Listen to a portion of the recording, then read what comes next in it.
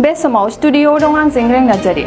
बर' सावथुन मुलुगखौ जौगाखांहोनो बिसा आफादा समनिफ्राय हाबाफारि मावगासिनो दङ आरो बे बाराव बिटिआर सरकारानो बर' सावथुन मुलुगनि एवार्ड होनायनि हाबाफारिखौ आखायाव लागोनखौबो मिथिनो मोननाय जादों। बिटिआरनि दाब दाब जिल्लायाव बिसाया महरगिरि देंखोगिरि बिथांमोना मोनसे लोगो हमलायनाय हाबाफारिखौ लाबोगासिनो दङ। दिनैबो बेरगाव साब डिभिजनाव बेरगाव बिसा आफादा महरगिरिफोरनि लोगो हमलायनाय हाबाफारिखौ लायो आरो बे हाबाफारियाव महरगिरि दिहुनगिरि बायदि बायदि बिथिङाव फैबाय थानाय समाव बान्था होनाय हाबाफारिखौ गुवारै सावरायनाय जायो होननानै फोरमायो। दानिया फैदो बिथांमोना खौरांगिरिनि सिगाङाव मा फोरमायदों आबुङै मिथिना लानि। गिबियावनो बगामातिनि जितु भेरगाव जिल्लानि महरगिरिफोरनि लोगो हमलायनायाव आंखौबो लिंहरदों। आं जोबोद गोजोननाय मोनदों। आंनि मुङा लिना बसुमतारी। आङो बाक्सा जिल्लानि।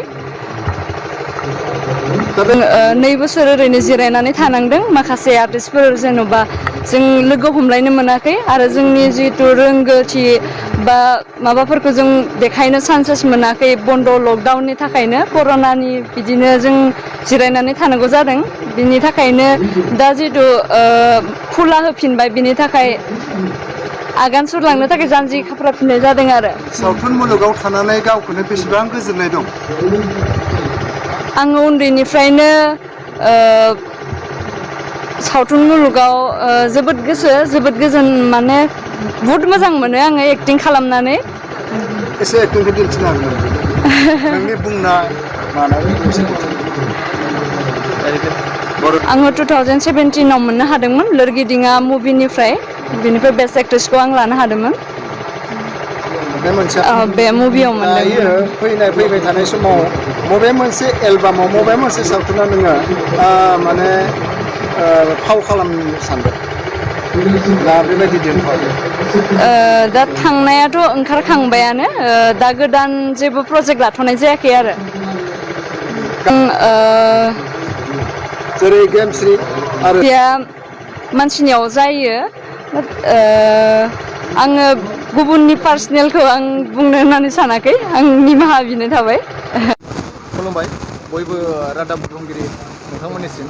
आं मोनफा मोनफा रादाबनि मुंखौ आं बुंसनलासै।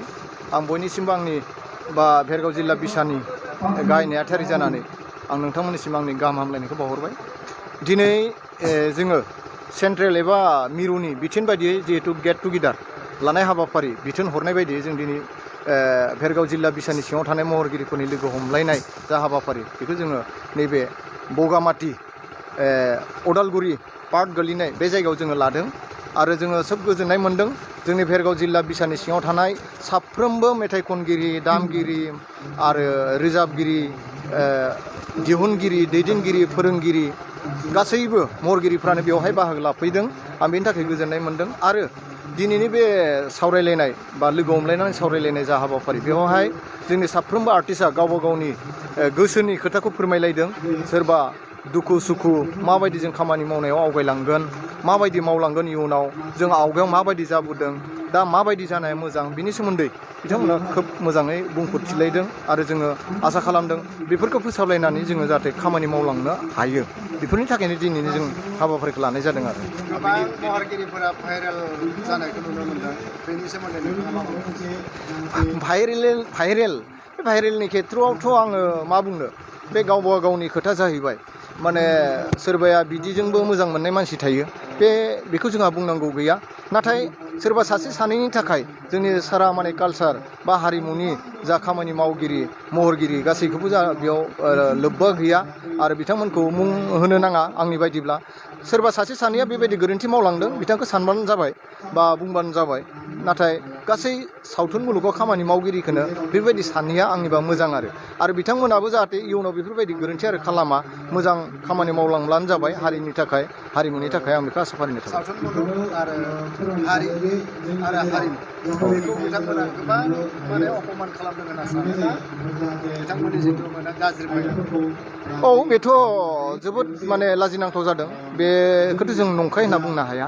बेयो अकल बिसोरनि थाखायल' नङा, जों हारि माहारियाबो बा जों सारा हारियानो बेयाव लाजिनांथाव जादों।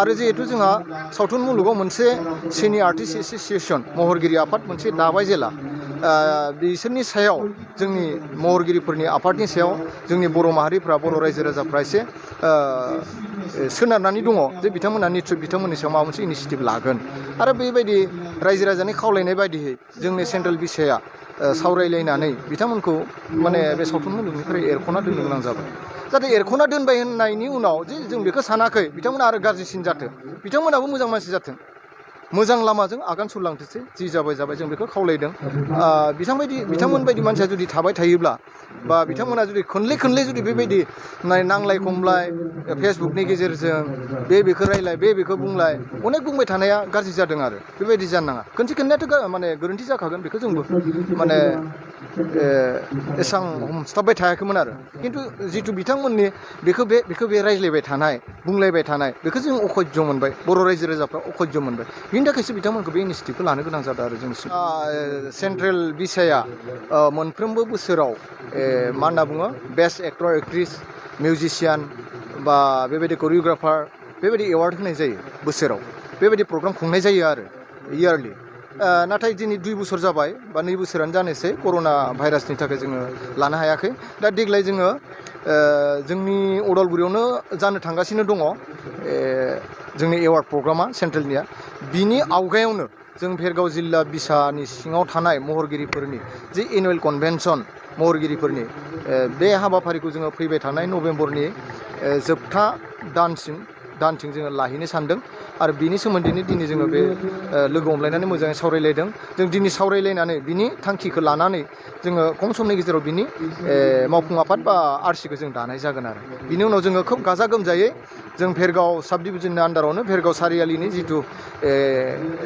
माबा दङ फिल्ड दङ बे बड'फा फोथार बेयावनो जों बे हाबाफारिखौ लागोन खोब गाजा गोमजायै जों खुंफुंगोन जोंनि भेरगाव जिल्ला बिसानि सिङाव गोबां माने मेथाइ खनगिरि दङ गोबां माने महरगिरिफोर दङ बिथांमोनखौ लानानै दामगिरिफोर दङ करिय'ग्राफारफोर दङ प्रडिउसारफोर दङ गासैखौबो लाना जों गाजा गोमजा खुंनो लादों आरो दा बेफोरनि सोमोन्दैनो दिनै जों सावरायलायदों